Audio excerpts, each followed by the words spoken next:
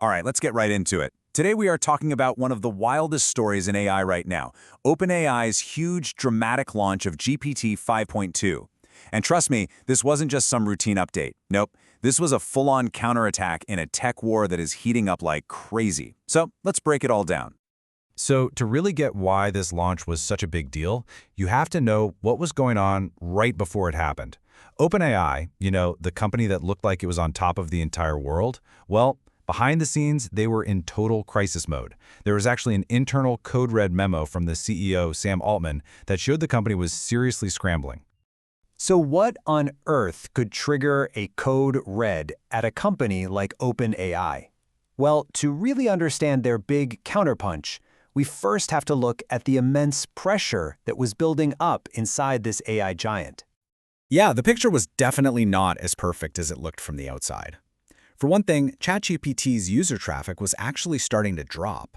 They were also losing ground to their #1 rival, Google. And on top of that, there was all this internal pressure to stop chasing shiny new features and just, fix the main product. And this little slump, it wasn't happening in a vacuum. While OpenAI was busy putting out all these internal fires, a massive competitor wasn't just catching up, it was actually starting to pull ahead. And that competitor really brings us to the bigger picture here. What's basically become a great AI arms race. See, OpenAI's code red wasn't just about their own internal issues, it was a direct reaction to some major moves being made on a much, much bigger battlefield. Okay, this slide really lays it all out, doesn't it? On one side, you've got Google. Their Gemini 3 model is topping all the performance charts, and this is the really important part, it's being woven deep into their gigantic ecosystem of products. And then you have OpenAI. Their early lead was disappearing, and they just didn't have that same kind of product integration, which left them really vulnerable. And the stakes here? They could not be higher. We are talking about financial commitments of around $1.4 trillion just to build out the AI infrastructure they need. I mean, that's a bet they made when they were the undisputed champs. Now, with the competition closing in, that bet was starting to look incredibly risky. So that's the billion, or I guess trillion-dollar question, right? With their backs against the wall and this colossal bet on the line, what was OpenAI's next move going to be? Well, their answer was one heck of a counterpunch, a move designed specifically to take back the lead. So let's get into the details of that counterattack, GPT 5.2. And this is it, GPT 5.2. They're calling it their most advanced system ever, and interestingly, they didn't just pitch it to everyday users. No, this was aimed squarely at developers and professionals, a really clear move to lock down their foundation in the business world. Now here's where it gets really strategic. They didn't just drop one big model to do everything. Instead, they rolled out 3 different flavors. You've got Instant for your quick everyday stuff, Pro for when you need maximum accuracy, and then there's the real game changer, Thinking, which is built specifically for complex, heavy-duty work. And this is where the counterattack really lands. Just look at this chart.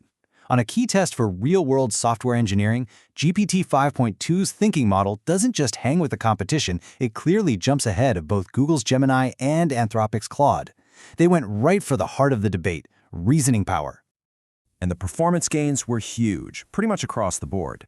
We're talking about new records in coding and math, way better reasoning over long documents, and, get this, a massive 38% reduction in errors. The whole point was to make it way more reliable for serious professional use.